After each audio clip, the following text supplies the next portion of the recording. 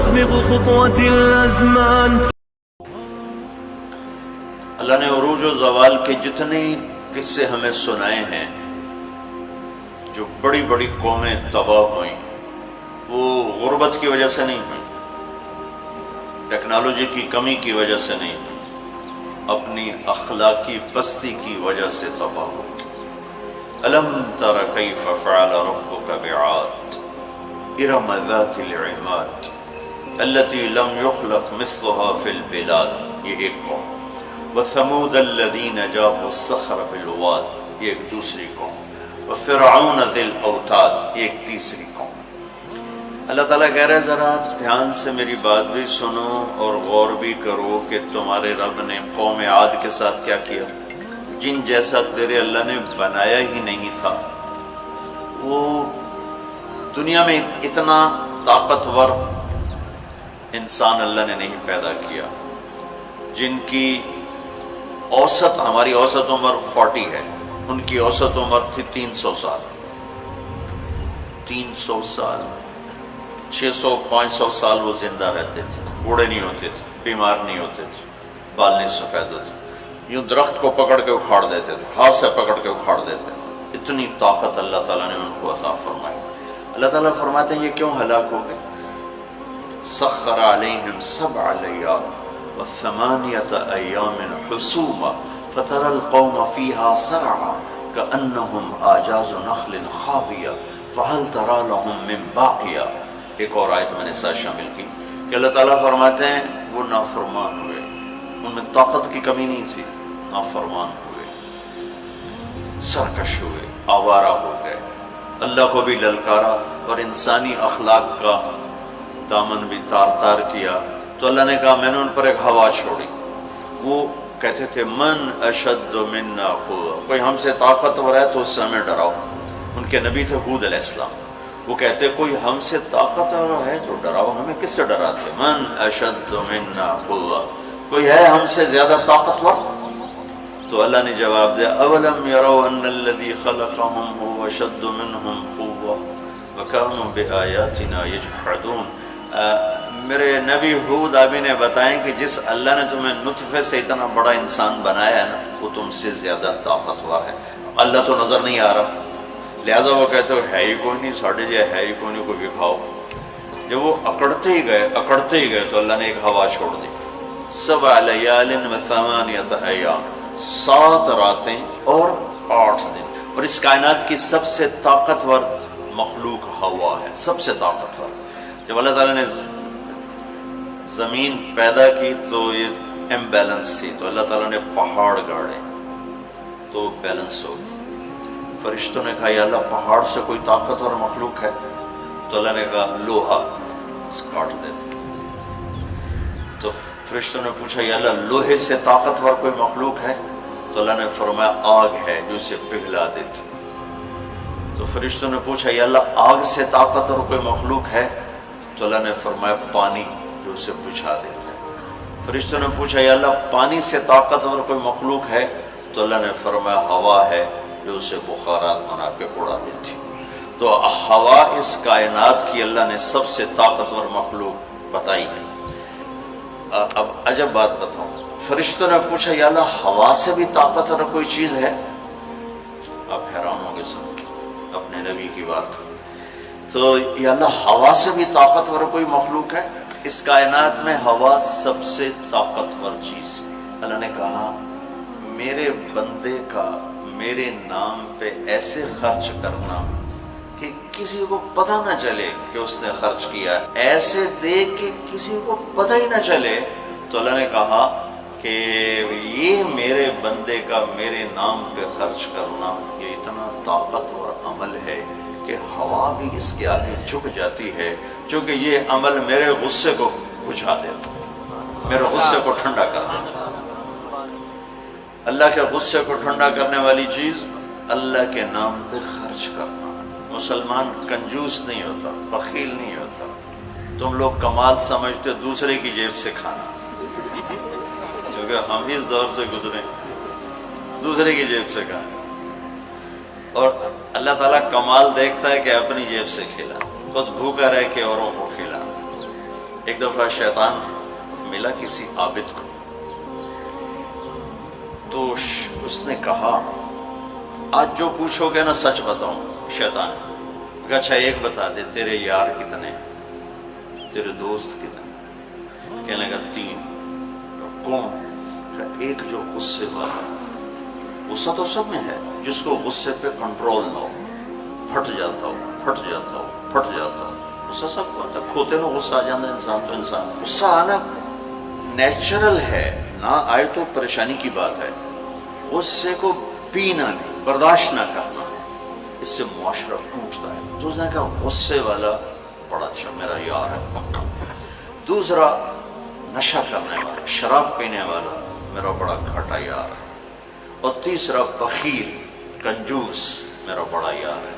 اور اگلی عجیب بات بتاؤں کہ اگر بدقسمتی سے یہ تینوں باتیں کسی میں اکٹھی ہو جائیں کہ وہ کمبخت غصہ بھی میں بھی پھٹتا ہو، شراب بھی پیتا ہو، بخیل بھی ہو، تو وہ تو پیر ہوتا تو میں مرید ہونا کہ پیر صحیح، شیطان اس کا مرید ہوتا ہے اور وہ پیر ہوتا ہے، وہ ایسی خطرناک بلا بن جاتا ہے۔ مسلمان کا صدقہ عادت ڈالو بچوں، خرچ کرنے کی عادت ڈالو۔ سخی کا کبھی ہاتھ تنگ نہیں ہوگا، اللہ اس کو اپنے خزانوں سے دیکھا۔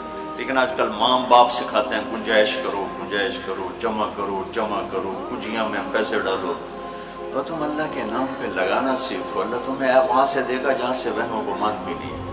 انفق ولا تخش من ذی العرش اقلالا، خرچ کر اور عرش والے سے تنگی کا ڈر نہ کر۔ اس مراد فضول خرچی نہیں، اللہ کے بندوں پہ خرچ کرنا، ضرورت مندوں پہ خرچ کرنا۔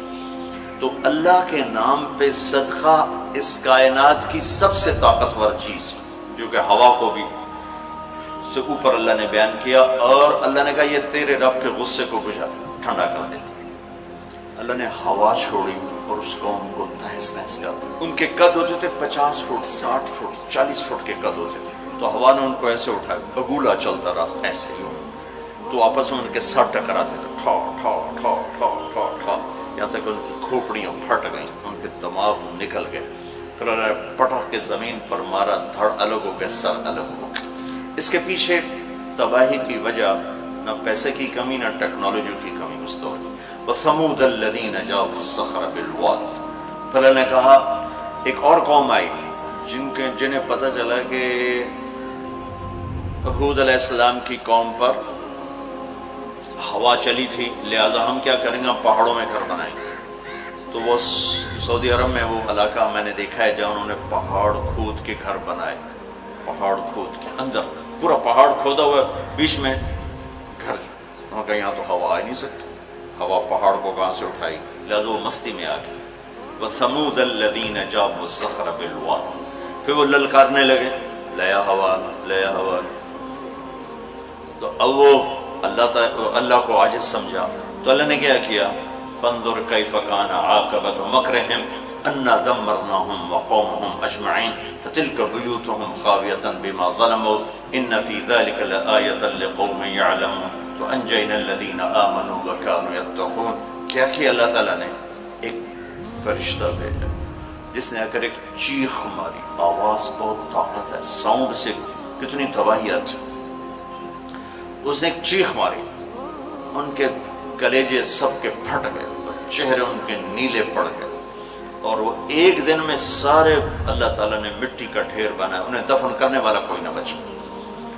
یہ کیسے تباہ ہوئے؟ ان کی تباہی کے پیچھے نہ ٹیکنالوجی کی کمی ہے نہ طاقت کی کمی۔ ایک تیسری قوم، وَفِرْعَوْنَ ذِي الْأَوْتَادِ، فرعون جو اس زمانے کا اتنا بڑا بادشاہ تھا کہ انسانی تاریخ میں صرف ایک انسان پیدا ہوا ہے جس نے کہا میں رب ہوں، یہ بات دنیا میں کسی نے نہیں کی۔ سجدہ تو مسلمان بادشاہ بھی کرواتے تھے، یہ مغلوں کو سجدے ہوتے تھے، یہ ہمارے مغلیہ بادشاہ تھے، اورنگزیب نے آ کر اسے ختم کیا۔ تو سجدے تو مسلمان بادشاہوں کو بھی ہوتے رہے اور کافروں کو بھی ہوتے رہے، لیکن میں ہی رب ہوں یہ بات ایک انسان نے کی، وہ ہے فرعون۔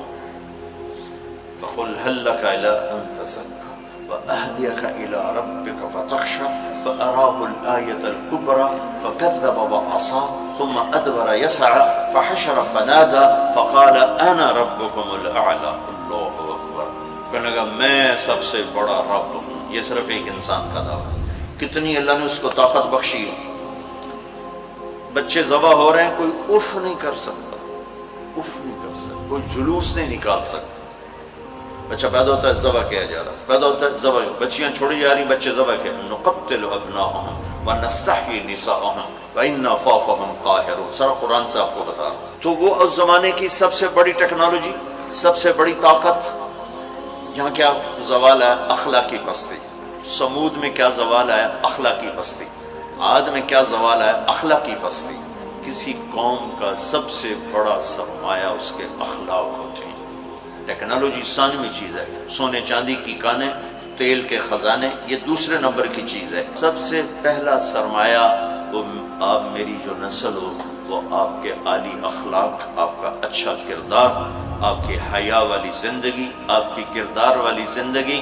یہ میرے ملک کا سب سے بڑا سرمایہ ہے. اگر میری نسل کے اخلاق بگڑ گئے, حیا کی چادر تار تار ہو گئی اور ناشگانہ زندگی میں داخل ہو گیا اور وہ ثقافت بن گئی, تہذیب بن گئی, تو اس قوم کے ہلاک ہونے کو کوئی نہیں بچا سکتا. کہ آسمان والے کا فیصلہ اترتا ہے, جب آسمان والا فیصلہ کرتا ہے تو زمین کی ٹیکنالوجی اسے بچا نہیں سکتی. فرعون نے بھی کہا قوم فاتنا بما تعدنا ان كنت من الصادقین. نوح علیہ السلام کی قوم نے کہا نوح علیہ السلام سے, لاؤ کدھر ہے تیرے رب کا عذاب, فاتنا لے کے آؤ, کدھر ہے تیرے رب کا عذاب. انما یاتیکم بہ اللہ ان شاء وما انتم بمعجزین. اللہ جب لائے گا تو پھر تم کچھ کر نہیں سکو گے. ایک تندور سے پانی نکالا اور ساری نسل کو اللہ نے پانی میں بہا دیا, ساری نسل. تو میں آپ کے سامنے اپنی بات کو مدلل کر رہا ہوں قرآن پاک سے کہ قوموں کے زوال اور عروج کا تعلق ٹیکنالوجی سے تھوڑا ہے اور اخلاقیات سے زیادہ ہے. اخلاقی پستی کسی بھی قوم کے زوال کا سب سے بڑا سبب ہے. اخلاقی بلندی کسی بھی قوم کے عروج کا سب سے بڑا سبب ہے. فرعون نے بچے ذبح کیے, بچیوں کو چھوڑا, عبرت کا نشان بنا دیا لوگ. سولی سب سے پہلے اس نے ایجاد کی, اور پھر میرے رب نے فَأَخَذْنَاهُ وَجُنُودَهُ فَنَبَذْنَاهُمْ فِي الْيَمِّ. آگے سمندر, پیچھے فرعون, بیچ میں موسیٰ علیہ السلام کی قوم. تو کہنے لگے مروا دیا موسیٰ, مروا دیا. تو آگے سمندر, پیچھے فرعون. اگا جاؤ تو پانی, پچھو تو فرعون دا سوٹا ان کی دے جا. تو موسیٰ علیہ السلام نے کہا کلا, ڈرو نہیں, ان معی ربی. آپ کو عجب تقابل کر کے دکھاؤں. موسیٰ علیہ السلام 40 سال رہے اپنے قوم کے ساتھ, 2 نبی, ایک موسیٰ ایک ہارون, اور اپنا سب کچھ قربان کیا. جب آگے سمندر دیکھا, پیچھے فرعون دیکھا, تو انہیں نہ موسیٰ یاد رہے نہ ہارون یاد رہے, انہیں اپنے پڑ گئے. انا لمدرکون, موسیٰ مروا دیتے سن, یا آپ ہمارے رسول ہیں, آپ ہمارے نبی, آپ کا کیا بنے گا, کوئی فکر نہیں. ہارون کا کیا, سانو اپنی پہ گئے, ان مروا دیا تو انہیں موسیٰ. تو انہوں نے کہا کلا ان معی ربی سیہدین. ہرگز نہیں, میرا اللہ میرے ساتھ ہے, مجھے راستہ دکھائے گا. لیکن کلا میں ایک اشارہ ہے کہ تمہیں مرنا ہی چاہیے, یا تمہیں فرعون مارے یا تمہیں پانی مارے. لیکن چونکہ میرا اللہ میرے ساتھ ہے تو انشاءاللہ مجھے راستہ ملے گا, تمہیں بھی مل جائے گا, میری تو فیض تمہیں بھی مل جائے گا. تو جب وہ بالکل قریب آ گیا تو اللہ نے کہا فضرب بعصاک البحر, لاٹھی مار. لاٹھی اللہ نے فرعون کے لشکر پہ نہیں مروائی, عجیب بات, کہ پانی پہ لاٹھی مار, بالکل عقل کے خلاف, پانی پہ لاٹھی مار. موسیٰ علیہ السلام نے یہ نہیں پوچھا یا اللہ اب پانی تے سوٹے مرن دا کی مطلب, فرعون دے سرج مروا, کہ نہیں ادھر مار. فانفلق البحر فکان کل فرق کالطود العظیم. میرے رب کی قدرت کہ ایک دم اس لاٹھی سے ٹھوٹے مارتا سمندر 12 راستوں میں تبدیل ہو گئی, اور سارا پانی ایسے سیمنٹ کی دیوار بن کے کھڑا ہو, ایسے کوئی جنبش نہیں. اور 12 قبیلے تھے, 12, تو ہر قبیلہ ایک راستے پہ پانی میں انٹر ہو گیا. بڑی بڑی دیواریں, اب ان کو پریشانی شروع ہو گئی کہ پتہ نہیں نال دے اندر کی حال ہے. تو اللہ تعالیٰ نے پانی کو ٹرانسپیرنٹ کر دیا. پہلے ہوتا ہے لیکن نظر نہیں آتا نا، تھک ہو. تو اللہ تعالیٰ نے دکھانا شروع کر دیا، وہ جا رہا ہے، وہ جا رہا ہے، وہ جا رہا ہے، سب جا رہے ہیں. سب پار نکل گئے تو فرعون کنارے پر آ گیا، انٹر ہوا، اس کے ساتھ اس کا لشکر انٹر ہوا. تو اللہ نے پانی کو حکم دیا تو پانی دوبارہ حرکت میں آیا اور سارا لشکر اس کے اندر ڈوبا، غرق ہوا.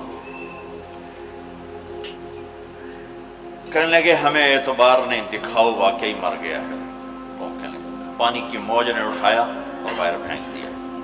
تو موت کو دیکھ کے نبی بھول گیا 40 سال جنہوں نے محنت کی. ہمارے نبی ہجرت کے لیے گھر سے نکلے. جمعہ کی رات 27 صفر، نبوت کا 14واں سال اور جمعہ کی رات تھی. تو ابو بکر رضی اللہ تعالیٰ عنہ نے عرض کی یا رسول اللہ، میں نے ایک غار ڈھونڈا ہوا ہے، وہاں چل کے چھپتے ہیں، پھر جب ہماری طلب کوئی مدھم ہو جائے گی پھر ہم نکلیں گے. چلو اب کبھی آگے چلیں کبھی پیچھے، کبھی ہمارے نبی کے آگے ہوں کبھی پیچھے ہوں، کبھی آگے ہوں کبھی پیچھے. تو آپ نے فرمایا کہ ابو بکر یہ کیا کرو، کبھی آگے کبھی پیچھے، کبھی آگے کبھی پیچھے.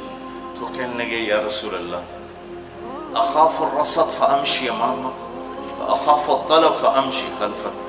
یا رسول اللہ جب مجھے یہ خیال آتا ہے کہ آگے کوئی دشمن چھپا ہوا وار نہ کر دے تو میں آگے چلتا ہوں کہ وار میرے اوپر پڑے، آپ پہ نہ پڑے. اور جب مجھے خیال آتا ہے کہ پیچھے سے آ کے حملہ نہ کر دے تو میں بھاگ کے پیچھے ہو جاتا ہوں کہ اگر کوئی وار کرے تو میرے اوپر آئے، آپ پر نہ آئے. انا لمدرکون. ابو بکر کا عمل اور بنی اسرائیل کا عمل آپ فرق دیکھ رہے ہو.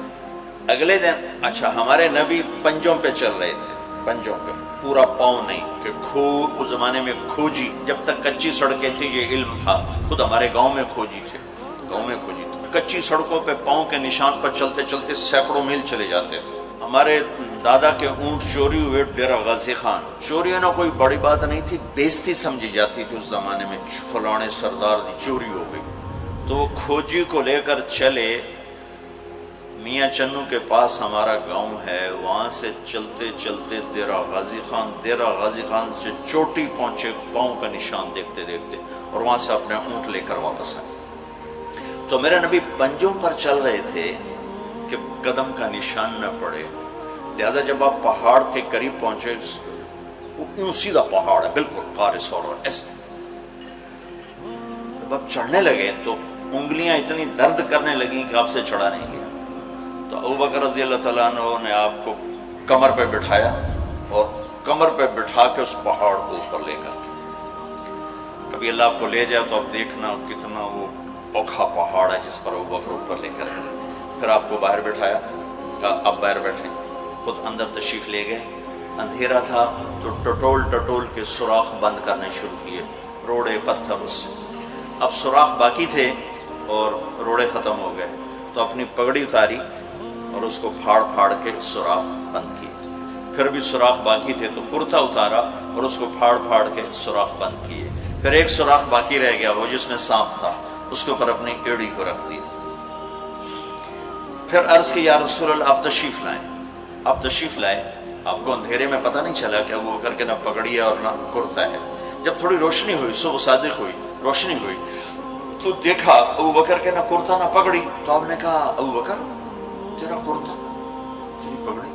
کہ یا رسول اللہ آپ یہ دیکھ رہے ہیں سارے سوراخ تھے، مجھے خیال ہوا کوئی چیز آپ کو تکلیف نہ پہنچائے تو میں نے یہ سارے بند کر دیے.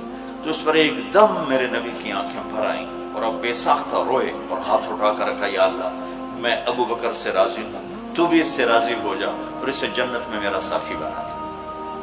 تو فوراً جبریل آئے اور عرض کی یا رسول اللہ تعالیٰ فرما رہے ہیں کہ ہم ابو بکر سے راضی ہیں اور جنت میں آپ کا ساتھی بنانے کی بشارت دیتے ہیں.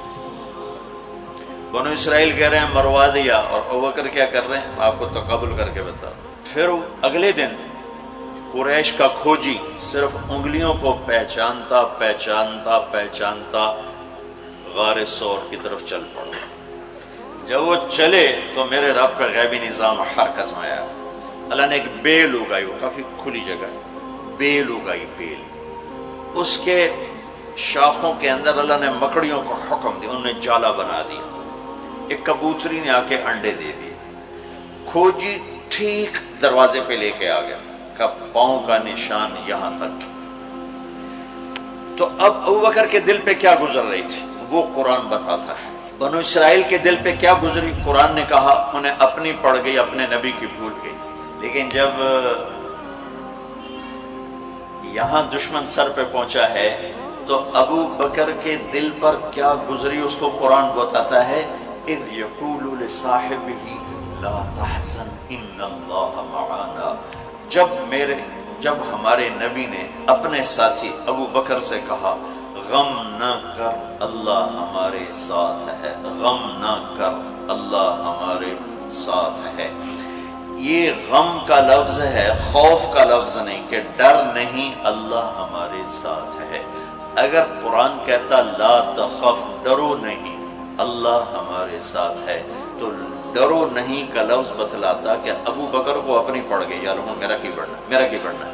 قرآن کہتا ہے غم نہ کر، ابو بکر کو اپنی ذات بھول گئی، اپنے نبی کا غم لگ گیا کہ یا اللہ میرے نبی کا کیا بنے گا، یا اللہ میرے نبی کا کیا بنے گا۔ تو اللہ تعالیٰ نے فرمایا اس ابو بکر کے سینے کو سامنے رکھ کر کہ اپنے حبیب کی زبان سے کہلوایا غم نہ کر اللہ ہمارے ساتھ ہے، اللہ ہمارے ساتھ ہے۔ پھر دونوں امتوں کا فرق بتانے لگا ہوں۔ بنو اسرائیل نے سمندر پار کیا، فرعون کو غرق ہوتے دیکھا، اور ایک نبی آگے ایک پیچھے، دو رسولوں کے درمیان جا رہے ہیں، اور آگے ایک بستی میں دیکھا فمروا علی قوم یعکفون علی اصنام لہم، وہ ایک بتوں کی پوجا کر رہے تھے۔ اتنے ماٹھے تھے عقل کے بنو اسرائیل کہ پتھر کی پوجا ہو رہی، 40 سال نبی کی صحبت ہے، بڑے بڑے معجزے دیکھے، اور ابھی پانی پاؤں پہ لگا ہوا ہے، سمندر کو پھٹتے دیکھا، فرعون کو ڈوبتے دیکھا۔ موسیٰ علیہ السلام سے کہنے لگے اجعل لنا الہا کما لہم آلیہ، موسیٰ علیہ السلام جی ہماری ایک درخواست۔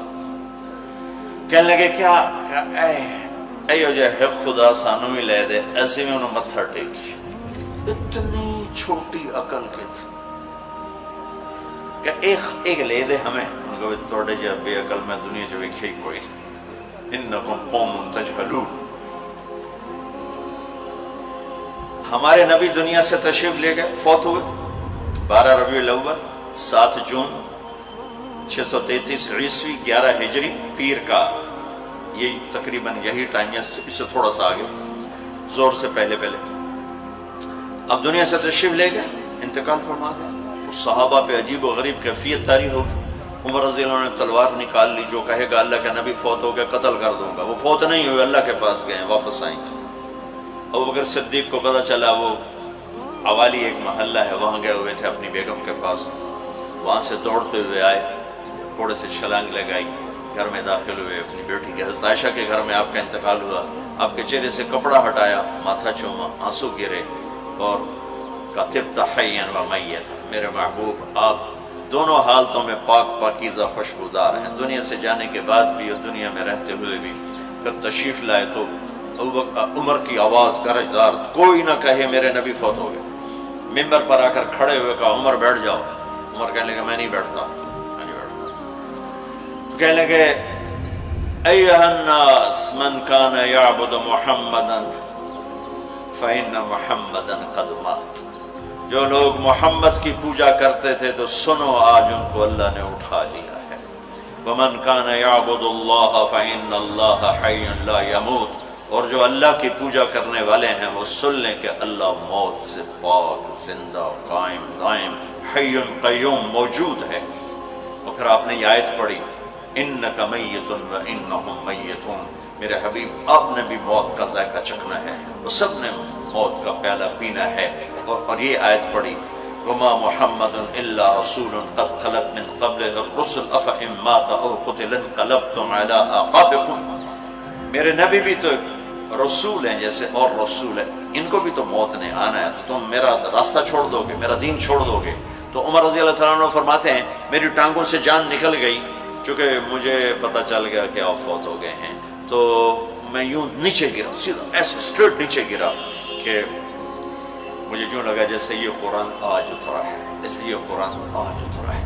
تو ابوبکر صدیق رضی اللہ تعالیٰ عنہ صحابہ کا ایمان اور بنو اسرائیل کا ایمان اب تقابل، دو نبیوں کی موجودگی میں اتنے بڑے معجزے دیکھ کر ایک پتھر کا بت دے ہم بھی اس کو سجدہ کریں، اور یہاں میرے نبی دنیا سے جا چکے ہیں اور ابوبکر صدیق اعلان کرتے ہیں کہ اللہ زندہ ہے، موت سے پاک ہے، اور میرے نبی کو اللہ نے بلا لیا جیسے ہر نبی کو بلایا، میرے نبی کو بھی بلا لیا ہے۔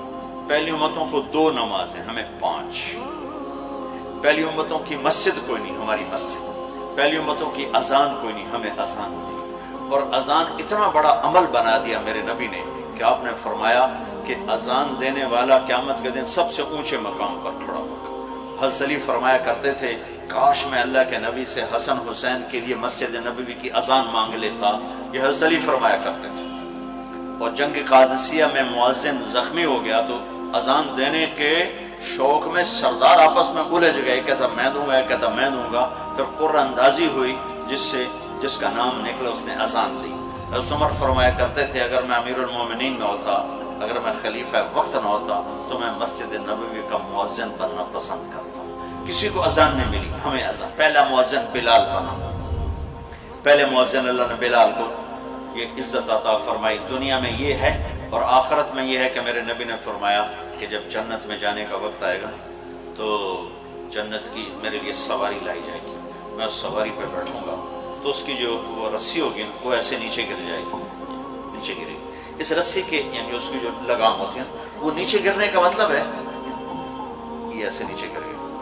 اب نیچے گرنے کا مطلب ہے کہ اس کی ڈرائیونگ میرے نبی نے نہیں کرنی، کوئی آنے والا ہے، کوئی ڈرائیور آنے والا ہے جو رسی پکڑ کے چلے گا، کوئی کوچوان آنے والا ہے جو اس کو پکڑ کے چلے گا۔